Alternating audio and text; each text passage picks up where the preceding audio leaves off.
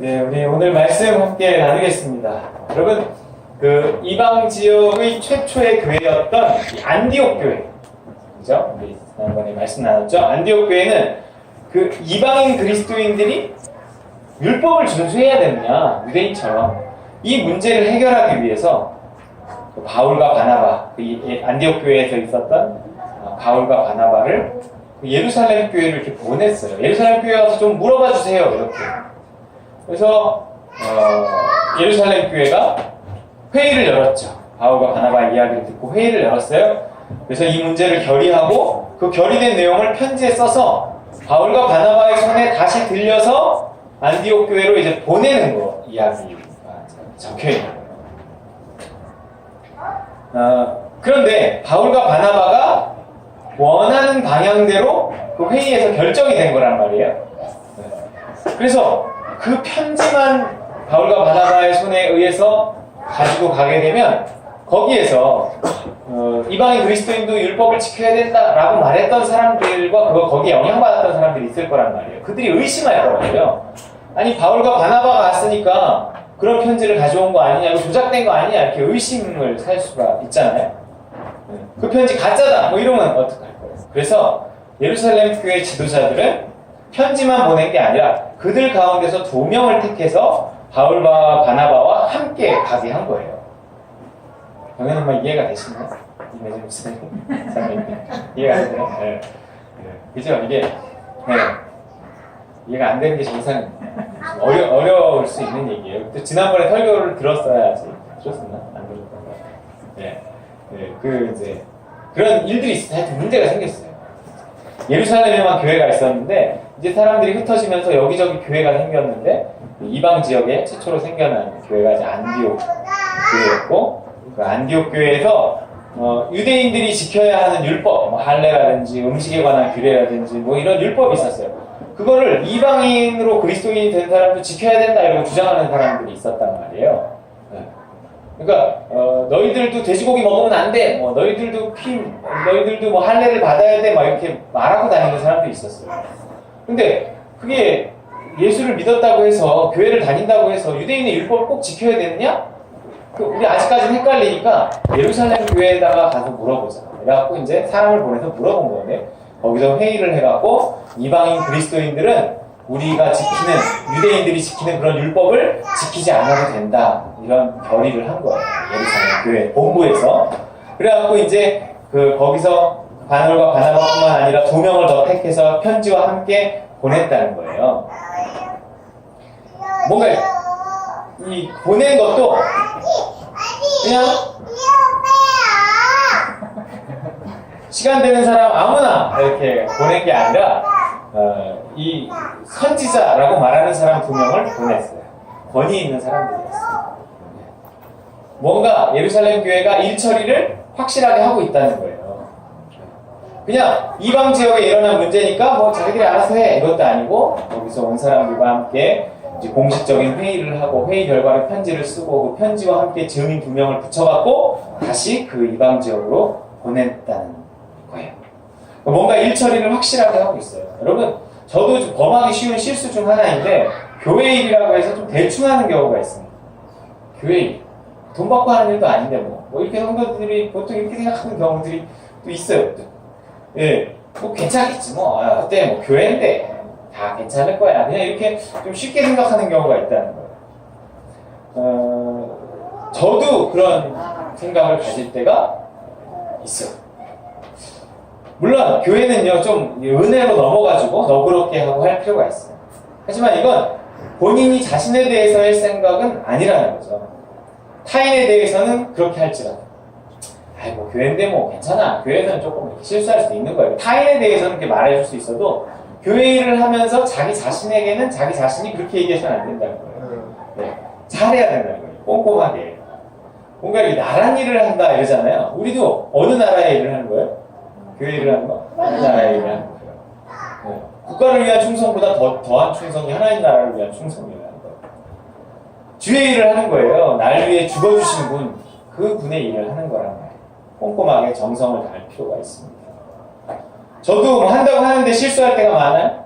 이번 주에도 우리 임혜정 목사님 성도님 생일이었는데 내가 잊어버렸어. 제대로 못 챙겼어요.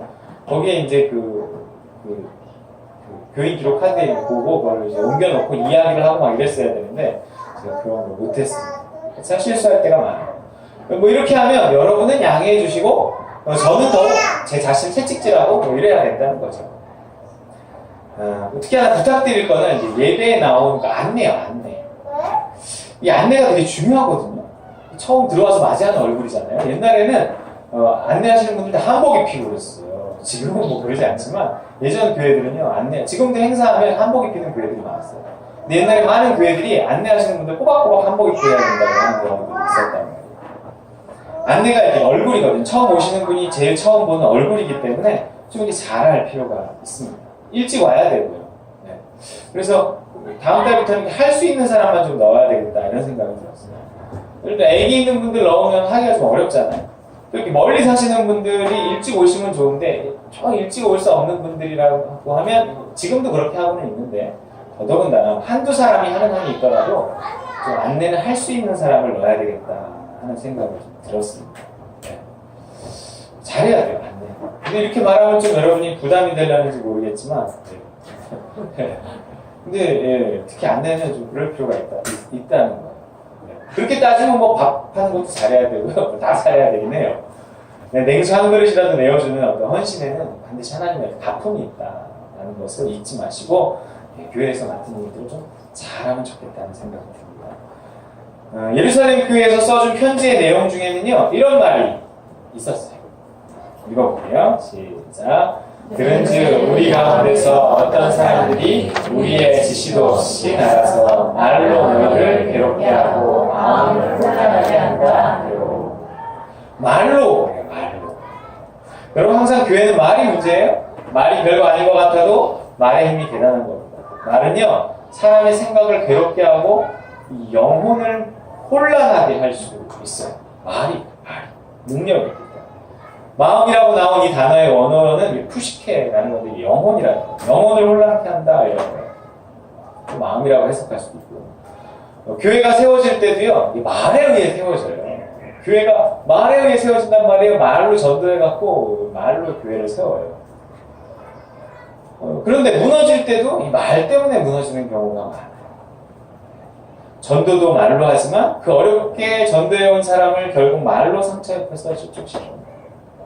그런데 이 말은 항상 이야기하지만 조심한다고 조심이 되는 게 아니더라고요. 보통 조심하게 되면 말을 아끼는 쪽으로 가게 되는데 전에도 말했지만 입을 꽉 다물고 말을 안 하고 있잖아요. 그러면 실수도 안 할지 모르지만 열매도 없는 거예요. 뿐만 아니라 말하고 싶은데 말하지 않으면 기쁨도 없어져요.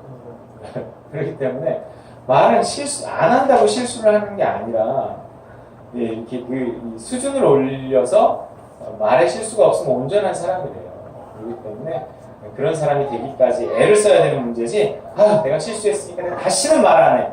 아무런 도움이 안 된다는 거예요. 말은 조심하기보다는 타다가 넘어지고 떨어질지라도 잘 훈련시켜요. 그게 말이잖아요. 우리의 말이기도 해요. 성숙만이 답입니다. 그래서 아까 골로새서 4장 6절 말씀은 그래서 나온 거예요. 시작. 여러분의 말은 소금으로 맛을내어 언제나 은혜가 넘쳐야 합니다. 그럼 말에 소금 간을 한다고, 소금. 네. 여러분 말에 소금 간을 하고 계십니까? 소금을 치지 않은 말은 맛이 없어요, 맛이. 이번에 부산에 갔는데 그 3대 천왕에 나왔다고 그때 기사식당에 갔어요. 7,000원짜리 대구탕이었어요.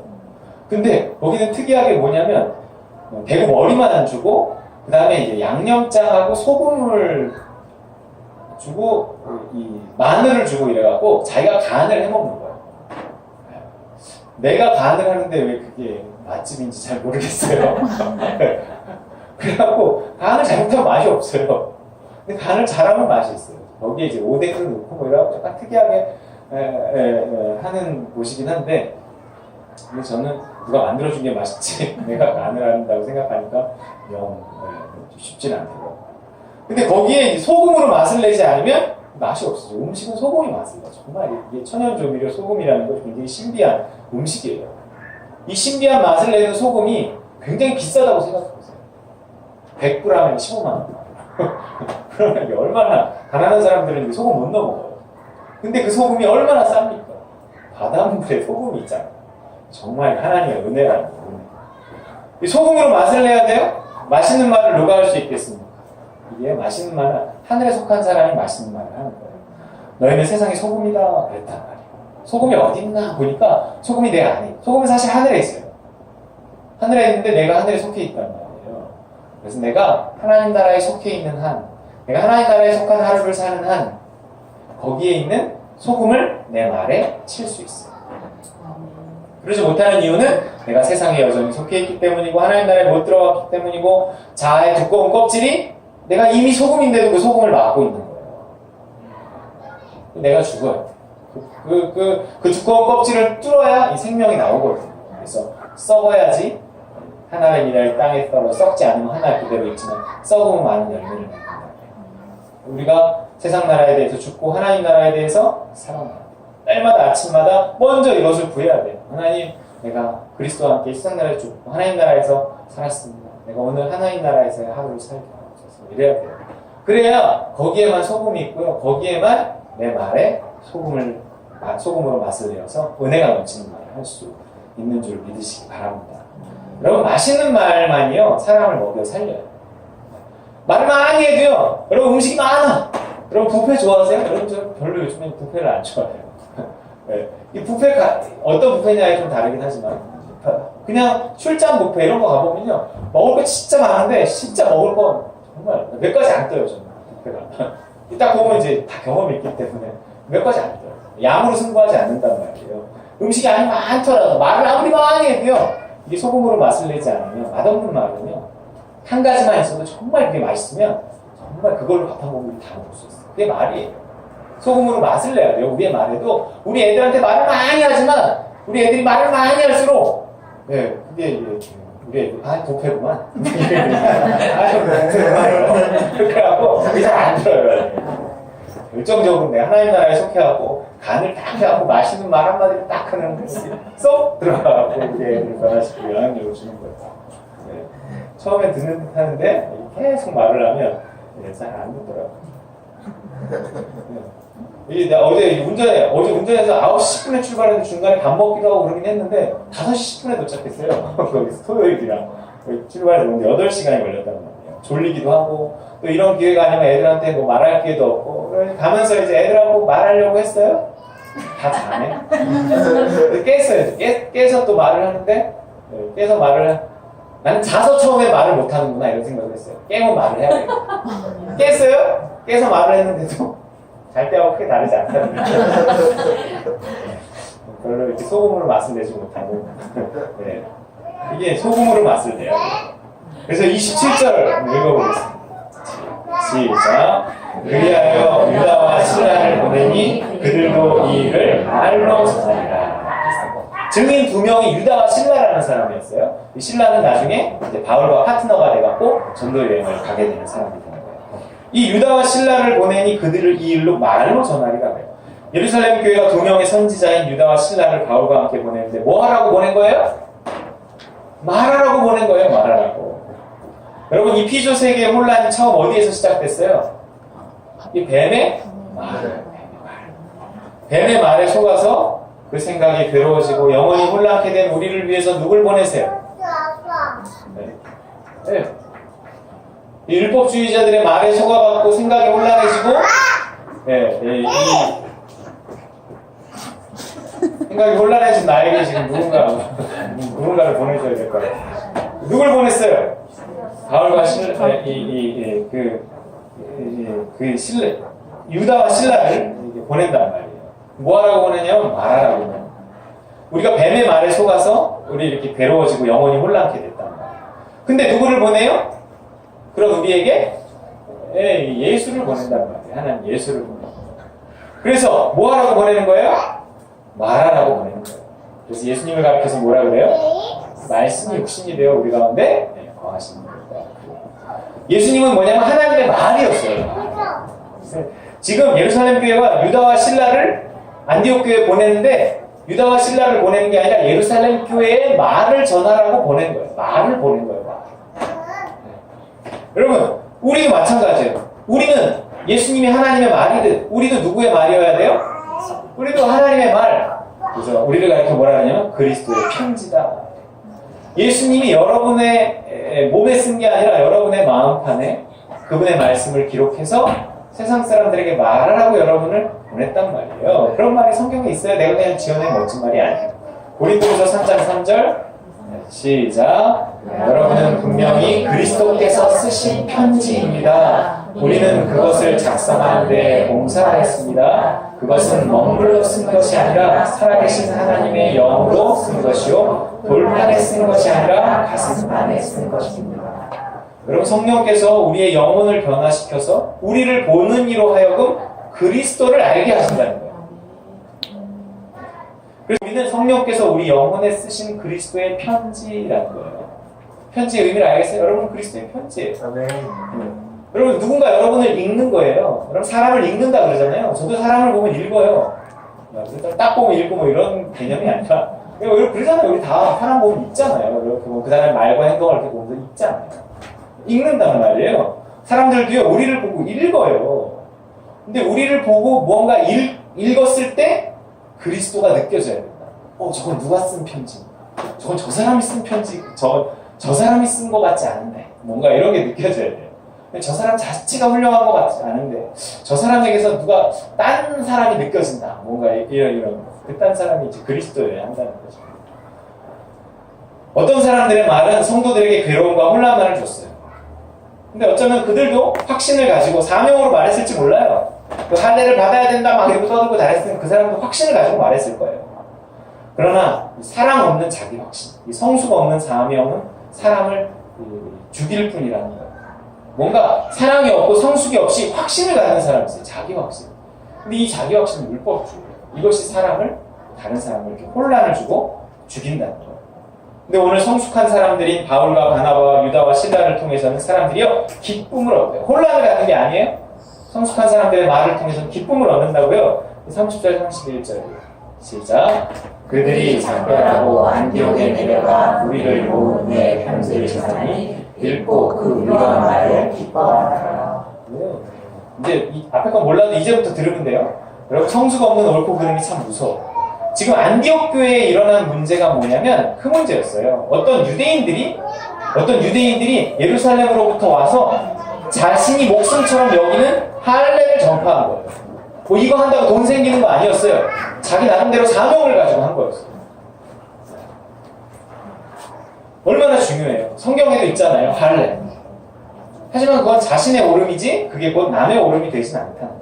신약은요, 각각이에요. 각각. 난 술도 안 먹고 담배도 안 피워. 그게 성경적이고 옳은 거라 믿으니까. 그렇죠? 네, 그 성경적이고 옳은 거라 믿으니까. 좋아요. 그렇게 하시면 돼요. 하지만 그걸 남에게 말할 때는 조심해야 된다는 거예요. 나의 옳고 그름이 남의 옳고 그름이 이제 곧 남의 옳고 그름이 될 수 있다. 이렇게 생각하는 게 율법주의란 말이에요. 나는 오랜 세월 동안 이만큼 올라왔고 이만큼 내가 바뀌었어. 근데 그게 곧 교회 나오자마자 그 사람이 해야 할 일은 아니라는 거예요. 그럼 옳고 그름의 감시자가 되면 안 되고 그 사람이 잘 자랄 수 있도록 도와주는 부모가 되어야 합니다. 그리스도 안에 1만 스승이 있으되 아버지는 많지 않다. 그렇단 말이에요. 옳고 그름을 말하는 사람은 많은데요. 아버지처럼 품어주는 사람이 잘 없어요. 왜냐면 잘 자라야 결국 사랑으로 사람이 자라는 거거든요. 법으로 자라는 게 아니죠. 사랑으로 잘 자라면 결국 어느 시점에서 그것을 버리게 되어 있다는 거예요. 고린도전서 13장 11절에 이런 말씀이 있어요. 시작. 내가 어렸을 때에는 말하는 것이 어린아이와 같고 깨닫는 것이 어린아이와 같고 생각하는 것이 어린아이와 같다가 장성한 사람이 되어서는 어린아이의 일을 버렸다. 아무짝에도 쓸데없는 딱지를 우리가 사준단 말이에요. 그죠? 사주면 되도 않는 게 어디서 그냥 초등학생하고 짐꺼내갖고 막 잃고 온다고요? 네. 울어요. 울면 그거 또 사줘야 되는 내가 울어야지 왜 지가 우냐고요. 그렇잖아요. 네. 그렇다고 안 사줄 거예요? 네. 그 쓸데없는 거 그거는 내 수준에서나 쓸데없는 거지. 걔는 그거 때문에 천국과 지옥으로 왔다 갔다 한단 말이에요. 그럼 그거는 사줘야 돼요. 하지만 걔가 고3이 돼서 딱지할까요? 아니에요. 우리 지희만 해도 딱지고기를 돌같이 해요. 굉장히 훌륭한 애입니다. 우리 지한이와 연우와 병현이는 막 딱지 보면 딱지 내 딱지 막 뒤에 이름 적어놓고 막 그러는데 우리 지희는 네 딱지 내 딱지 아무 초연해요. 얼마나 우리 지희가 성숙한 거거든요. 그게 성숙이라는 거예요. 성숙. 성숙하면 뭔가 귀히 여기는 게 달라지죠. 근데 10년 전, 20년 전하고 지금하고 귀히 여기는 게 똑같다 그러면 믿음이 안 자라요. 솔직히. 그런 거예요. 지금은 뭔가 허락하고 혹은 모른 척하고 때로는 사주면서라도 자라기를 기다려야 합니다. 아니, 기다리는 걸 넘어서 자라가는 것을 도와줘야 하는 거예요. 지금 예루살렘 공의회에서 이방인 그리스도인들을 향한 결정 내용이 그런 거였어요. 네, 지금 이 핵심이 그거예요. 이제 믿음 생활을 막 시작한 그들을 괴롭게 하지 말자 하는 거예요. 교회 다니는 걸 너무 부담스럽게 만들지 말자는 거예요. 왜 쓸데없이 교회 문턱을 높여갖고 영원 구원을 방해하냐는 거죠. 네. 교회 올 때 제일 걸림이 되는 게 뭐냐면 헌금 문제하고요, 술, 담배 문제예요. 남자들은 특히. 교회 가면 술 끊어요. 술, 담배 다 못하는 거잖아. 네. 그래서 교회 가고 싶은 마음이 있음에도 불구하고 그것 때문에 못 가는 분들이 많아요. 그러니까 헌금 문제, 이런 거. 그런 거를 괜히, 당연하지. 교회 오면 술, 담배 끊어야지. 교회 와서 뭐 하려고? 이렇게 하면 안 된다는 거예요. 그런 문턱을 괜히 높여놓지 말자는 거예요. 지금 처음 교회 오는 사람들한테 뭐 할례를 받아야 한다느니 뭐야 이렇게 막 이제 처음 신앙생활한 이방인 그리스도인들한테 이런 이야기들을 하니까 예루살렘 교회가 그런 거 하지 말자는 거예요. 문턱을 높이지 말자는 거예요. 왜 우리도 지키기 어려운 거를 그들한테 강요하냐는 거죠. 그게 예루살렘 공의회 결정사항의 요지예요. 뭐 피 먹지 않는 게 핵심이 아니라는 거예요. 제가 중국 강의할 때 어떤 분이 이 피를 먹는 문제에 대해서 질문하셨어요. 그 수많은 우리 연아가 계속 떠들겠어요? 우리 연아가 초등학교 1학년 들어가서도 예배 시간에 그러겠어요? 안 그런다. 연아 잠깐이야. 저 때가 이제 그리워져. 그때 우리 연아가 쪼잘쪼잘 예배 시간에 이랬는데 막 그때가 그리워져요. 지금은 참고 지금은 오히려 우리가 그 연아와 함께 가야죠. 중국 강의하는데 어떤 분이요, 치우시면 끝입니다. 어떤 분이 피 먹는 거에 대해서 질문하셨어요. 그 수많은 율법 중에 예루살렘 공의회가 이 피 문제를 말했을 때는 엄청나게 중요한 문제였기 때문이라는 거예요. 그래서 절대 피는 먹어서는 안 되는 거 아니냐 이렇게 질문을 하시는 거예요. 그래서 제가 그건 중요한 문제가 아니다, 강조점이 거기 있지 않다 이렇게 했더니 통역하시는 분이 통역을 합니다. 나를 이렇게 쳐다보시는 거예요. 통역하시는 분이, 목사님이. 그래서 그러더니 목사님 그렇게 중국에서는 그렇게 말하시면 안 됩니다. 바로 이단됩니다.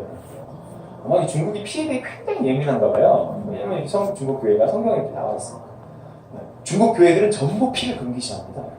그래서 아예 알았으니까 그냥 해주세요. 그랬더니 안 된다는 거예요. 통역을 안 해주시는 거예요. 내가 중국어를 할까 하다가 참았어요.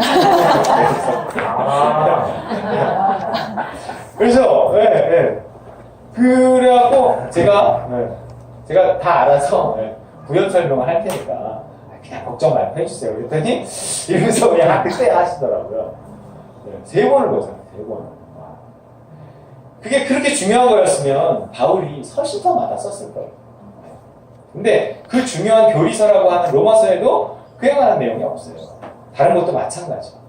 물론 우리가 굳이 피를 따로 마시거나 할 필요는 없습니다. 전에도 말씀드렸지만 뭔가 피에 대한 경외감이 좀 있어야 예수 그리스도의 피값으로 이루신 구원이 좀 진지하게 받아들여진단 말이에요. 이 안 먹는다는 것으로 그것이 좀 특별함을 표현하는 거예요. 그래서 이슬람 교인들은 뭐 안 먹어요? 돼지고기 안 먹고, 힌두 교인들은 소고기 안 먹고, 인도의 바라나시라는 데는 소가 막 길에 걸어다니고 똥 싸고 다니고 그래갖고 나는 차도 빵빵 잘 못해요. 그래갖고 나는 되게 신성시하나 보다 또 이랬더니 또 어디 가니까 장사하는 분들은 뭐 막대기 갖다 막 때려요. 그거는 신앙심의 차이가 막 혼란했는데, 예, 뭔가 이렇게 안 먹는 것으로 그것이 특별함을 표현하는 거예요. 그래서 피를 안 먹으면서 우리는 피를 안 먹어요. 굳이 먹을 필요 없잖아요. 먹을 일도 잘 없고. 그러면서 생각하는 거죠. 왜 피를 안 먹지 우리가? 그거는 생명이 피에 있고 예수께서 내 생명을 대신해서 피 흘려 죽으셨기 때문이다. 뭔가 이런 걸 좀 생각해 본다는 거죠. 신앙적인 유익을 얻는 거예요. 그렇다고 이걸 너무 강조하게 되면 결국 이 고기조차 먹을 수 없습니다. 그래요. 이거 정말 너무 강조해서 피를 막 터부시하다 보면 나중에 고기에 피가 있다는 사실을 이렇게 알게 되면 고기조차도 못 먹어요. 그래갖고 이 돼지고기만 안 먹는 사람들이 나중에 결국 고기 자체를 안 먹는 베지테리안이 된 거예요. 여러분 생고기 접시에 놓으면 반드시 피가 빠져요. 완전히 뺀다는 게 가능할까요? 거의 불가능해요. 완전히 빼는 건 거의 불가능해요. 그러니까 그냥 사슴피 외에 벌컥벌컥 들이마시는 거죠. 이것만 좀 조심하면 돼요. 그리고 생피는요 기생충이 있어서 안 먹는 게 건강에도 좋습니다. 그럼 선지는요? 알아서 하세요. 문턱 높이지 말자고 그러는데 자꾸 따져봐야 그 말을 한 취지에 맞지 않다는 거예요. 아마 당시에 어떤 우상 숭배하고 전부 연관된 것들이 아닌가. 피와 목매어 죽인 것과 뭐 우상의 제물과 음행과 이게 다 뭔가 우상 숭배와 연관됐던 것이 아닌가 생각을 해요.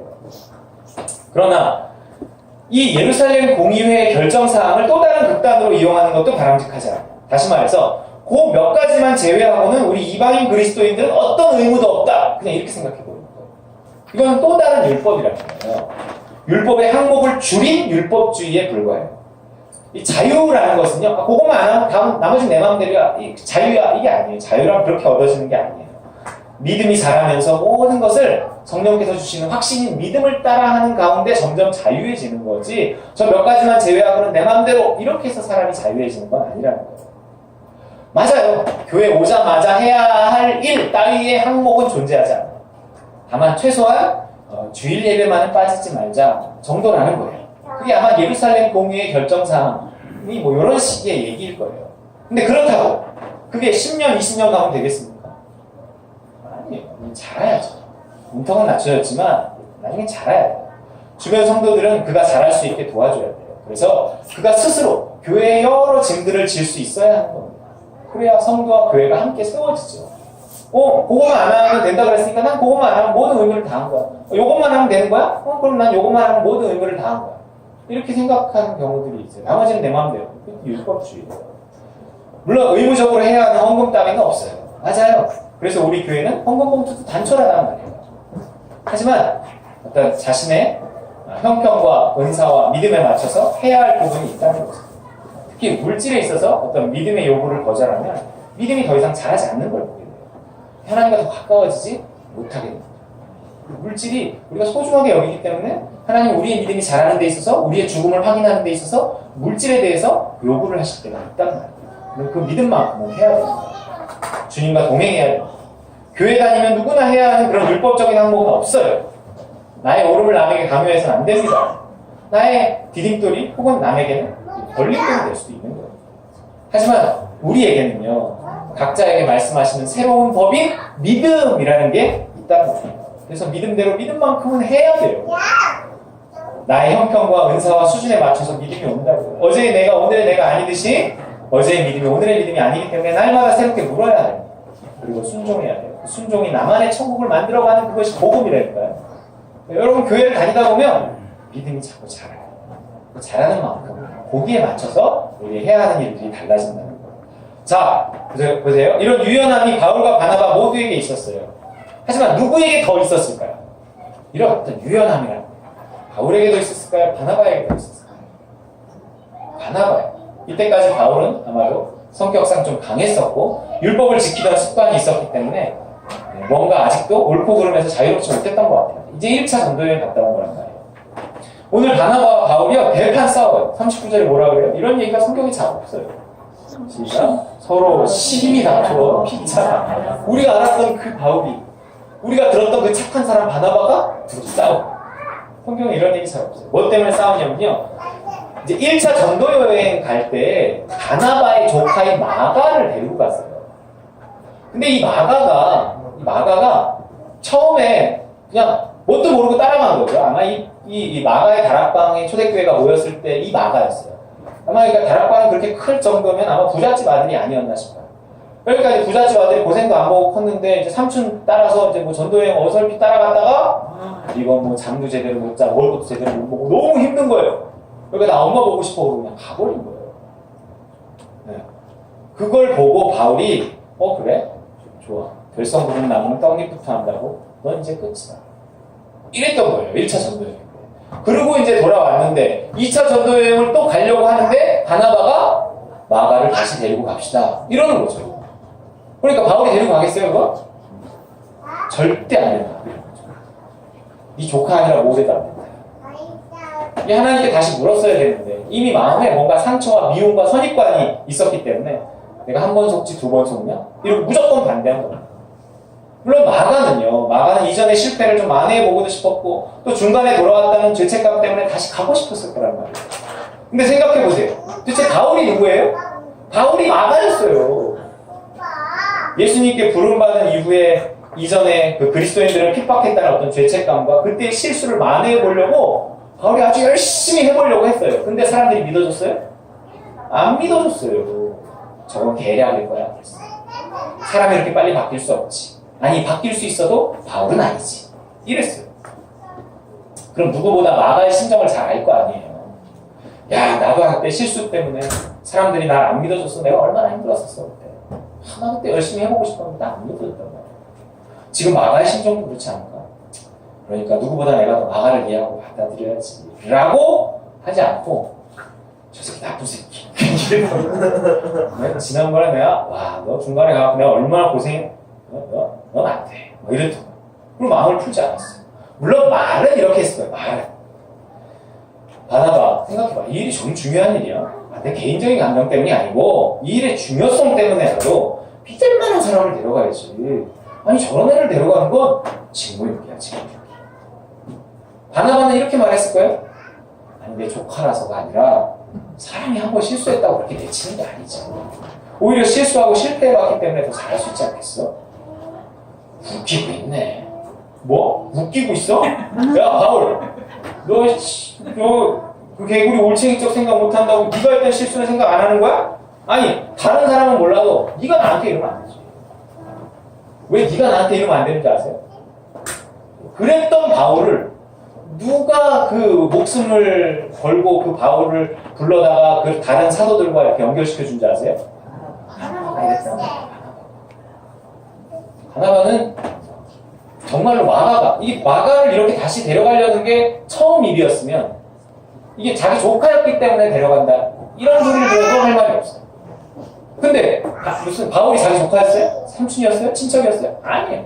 전혀 생각 모르는 사람이고 믿는 자들을 핍박하는 사람이라는 걸 뻔히 알면서도 목숨을 걸고 바울을 불러냈던 사람이 바나바. 원래 그런 사람이에요. 착한 사람이었어. 그러니까 마가도 데려가려고 하는 거예요. 사람이 먼저예요. 사람. 바울은 일 중심적이에요. 바나바는 사람 중심적이었어요. 여러분 일보다는 사람이 우선이 되는 게 더 성숙함이에요. 여러분 가장 영적이 된다는 것은 결국 보면 가장 인간적이 되는 게 아닌가 하는 생각을 많이 해요. 신앙이 잘한다는 것은 어설프게 신앙이 잘하면 율법주의로 신앙이 잘하면 굉장히 사람이 마지막같이 됩니다. 그 마지막같이 로봇 같아요. 너무 강하고 너무 원리원칙적이고 너무 곧고 막 이래요. 근데 그게 신앙이 잘한다는 게 아니에요. 가장 영적인 것이 가장 인간적인 것이더라고요. 당장 일이 좀 안 되더라도 사람을 포기하지 않잖아요. 그럼 언젠가 그 사람이 그 일을 하게 되어 있어요. 그래서 그 많은 일을 했던 우리가 아는 그 많은 일을 했던 이 바울이 결국 바나바 때문에 있는 거란 말이에요. 또 바나바가 아니었다면 마가도 그냥 역사 속에서 사라졌을지 몰라요. 고집스럽게 사람을 포기하지 않는 이런 바나바가 있었으니까 이 마가는 결국 나중에 베드로의 통역사가 돼요. 로마에서 베드로의 통역사가 되고 사복음서 중에서 가장 먼저 써졌다고 하는 마가복음의 저자가 돼요. 마태, 마가, 누가, 요한 할 때 그 마가예요. 이 마가. 율법적인 사람이 할 수 없는 일이에요. 하나님의 나라에 속해서 사랑할 줄 아는 사람, 사람을 중요하게 여기는 성숙한 사람만이 할 수 있는 일이에요. 여러분 굳은 마음을 제하고 부드러운 마음을 가지시고 그게 복음이에요. 우리 교회 안에도 그런 부드러운 마음들이 성숙한 일이 있었으면 좋겠어요. 그런데 아직은 아닐지 모르겠어요. 물론 이제 신앙생활 오래 하신 분들은 이제 그럴 수 있지만 이제 처음 시작한 교회고 이제 처음 교회 나온 분들이 또 여러 있는 상태에서 우리는 아직 멀을 거예요. 우리 교회가 굉장히 훌륭한 교회가 될 교회지 아직 된 교회는 아니에요. 그러니까 이제 너무 저에 대해서나 우리 교회에 대해서 너무 또 큰 기대감을 갖고 현재를 자랑하기보다는 좀 이렇게 우리 교회는 될 교회야 이렇게 생각하시고 그렇게 자랑하시면 좋을 것 같습니다. 자, 하지만 이랬던 바울도요 결국은 마가를 받아들여요. 그러면 신앙이 자란다는 건 그런 거예요. 그래서 이 사건이 있은 지 한 10년쯤 지난 뒤에 그 바울이 쓴 서신서를 보면 마가에 대한 사랑이 나타나 있음을 알 수 있습니다. 읽어볼까요? 영원히 이렇게 바울이 마가를 버린 건 아니에요. 나중에 어떻게 됐나 보세요. 시작. 또한 나의 동역자 마가, 아리스타고, 데마, 누가가 만난 그 다음에요. 내가 올 때 마가를 데리고 오라. 그가 나의 일에 유익하느라. 그때 만약 바나바가 자신과 싸우면서까지 마가를 지키지 않았다면 어쩔 뻔했어요. 이 귀한 마가는 바울에게 없는 거예요. 바울은 2번이나 바나바에게 큰 신세를 진 겁니다. 아무래도 바울에게 귀감을 내고 큰 도전을 줬던 인물이 바나바가 아닌가 싶어요. 그냥 바울의 동역자였겠습니까? 웬만해서. 어쩌면 오히려 바울보다 더 나은 사람일지도 모릅니다. 다소 아쉬운 퇴장이지만 오늘 본문 이후의 소경 속에서 더 이상 그의 발자취를 찾을 수 없어요. 바나바 더 이상 안 나와. 어쩌면 박수 칠 때 떠난 건지도 모릅니다. 있어야 할 자리에서 하나 하신 일을 하며 있으라 할 때까지 있는 게 믿는 자의 인생입니다. 바나바는 그렇게 살다가 그렇게 떠났어요. 죽지 않으려는 발버둥이 우리가 참 많습니다. 언제까지나 자기가 주인공이어야 하는 사람들이 많아요. 하지만 조용히 퇴장을 받아들이고 죽음을 받아들일 수 있다면 그것도 성숙해요. 어쩌면 우리 일생 죽을 준비하는 건지도 모르겠습니다. 하지만 잘 살아야 잘 죽을 수 있어요. 삶이 순종이 될 때 죽음도 순종이 될 수 있는 줄 믿으시기 바랍니다. 자, 비록 자기를 불러준 동역자와 안 좋게 헤어졌지만 사역을 하다 보면 교회 일을 하다 보면 안 좋은 일들이 생겨요. 신앙생활 하다 보면 안 좋은 일들이 생겨요. 그렇다고 자기가 하던 일을 멈출 수는 없었단 말이에요. 사명이란 그런 것이기 때문에 그래요. 40절, 41절 시작. 바울은 신라를 택한 후에 형제들에게 주의 은혜에 부탁함을 받고 떠나 수리아와 길리기아를 다니며 교회들을 경고하니 조금 열심히 하다가 안 좋은 일 생기면 금방 시들해지는 걸 보게 됩니다. 아니요, 끝까지 냄비가 아닌 뚝배기처럼 열일하고 꾸준히 그것도 성숙함인 줄 믿으시기 바랍니다. 상처에 지배받는 건 마귀에게 지배받는 거예요. 상처에 요동하면 귀신에게 속는 겁니다. 사람들이 모였기 때문에 상처가 왜 없겠어요? 서운함이 왜 없겠어요? 저 또한 뭐 서로 안 그러겠어요. 그러나 거기에 속으면 다시금 일어나야 되고 다시금 꿋꿋하게 다시 세워져서 그래서 이렇게 교회가 세워지는 걸 방해하는 마귀의 속임을 이겨내고 다시 교회를 세워가야 하는 줄 믿으시기 바랍니다. 네. 자, 바울처럼 열정적으로 바나바처럼 인간적으로 그러다 마가처럼 실수하고 실패할지라도 다시 일어나는 다시 도전하는 우리 하나님 나라에 속한 다른 분들이 모든 식구들 되시기를 주님의 이름으로 축원드립니다. 주신 말씀 기억하면서 일단 기도하겠습니다.